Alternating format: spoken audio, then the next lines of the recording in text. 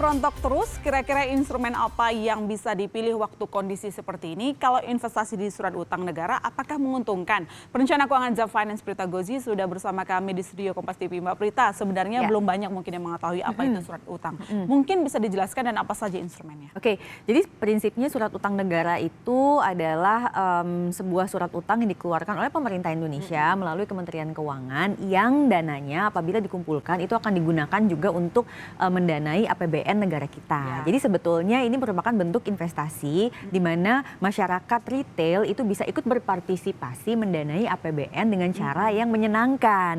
Karena kenapa dibilang menyenangkan? Udah kita ikut berpartisipasi dalam pembangunan, kita pun juga mendapatkan sesuatu dari situ. Jadi itulah kenapa disebut itu merupakan suatu investasi. Oke, nah kalau perbedaan mendasarnya kan banyak jenis surat utangnya. Di sini ada obligasi retail, obligasi syariah, sekuritas retail, lalu kemudian ada sukuk tabungan gitu kan. Nah itu gimana kira-kira perbedaan?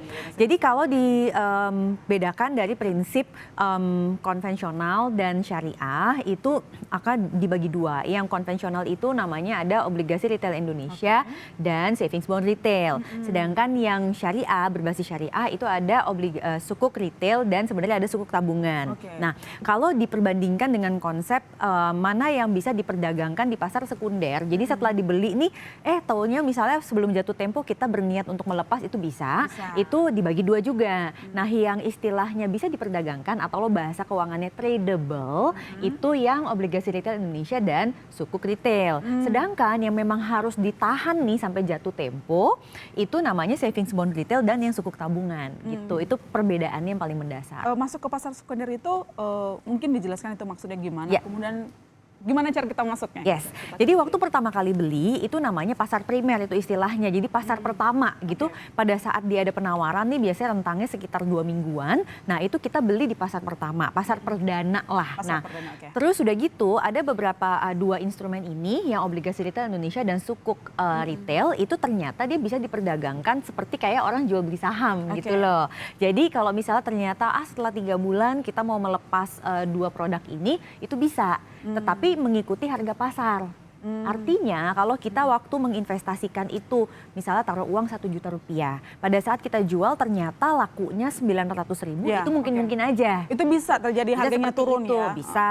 Mungkin itu adalah salah satu risikonya kali. Itu menjadi salah satu risikonya. Tapi bisa juga kalau ternyata pas kita jual 3 bulan kemudian malah ditawar dengan harga 1,1 juta itu juga bisa. Untung-untungan kalau yang itu. Betul sekali.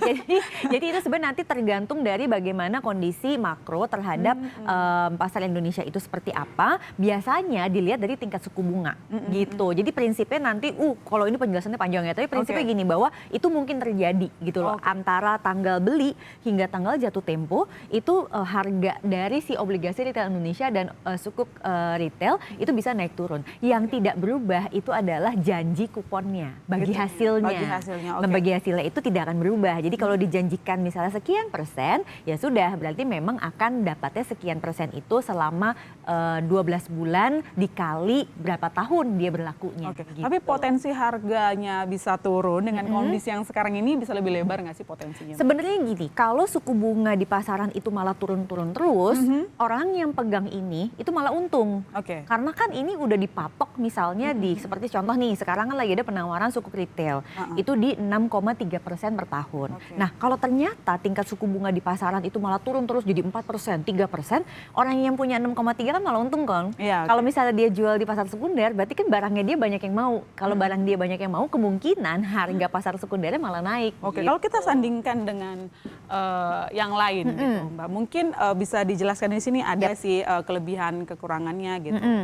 Nah, jadi kenapa sih dibilang kalau bisa dijual beli di pasar sekunder itu suatu hal yang bisa menguntungkan? Karena itu faktor likuiditas sih sebetulnya. Jadi kan kita waktu kita naruh uang itu kan kadang kita tidak berpikir untuk punya dana darurat atau punya extra cash atau ada hal-hal kondisi musibah yang di luar kemampuan kita. Kalau ternyata kita nggak punya another cash tapi kita punya uang di sini kan kita ya udahlah kita cairin. Tapi kalau untuk yang tidak bisa dijual di pasar sekunder seperti misalnya savings bond retail atau sukuk tabungan ya memang kita harus tahan gitu loh sampai itu waktunya boleh dijual. Tapi kalau misalnya itu seperti kayak obligasi yang tadi ori sukuk retail ya dia bisa nih misalnya ya udahlah kita udah benar-benar butuh uangnya kita mau jual itu bisa. Nah kelebihan dari obligasi, reksadana hampir mirip ya di sini. Nah, mana yang lebih menguntungkan? Jangan dijawab dulu. Oke. Kami masih akan segera kembali tetap di Kompas Bisnis.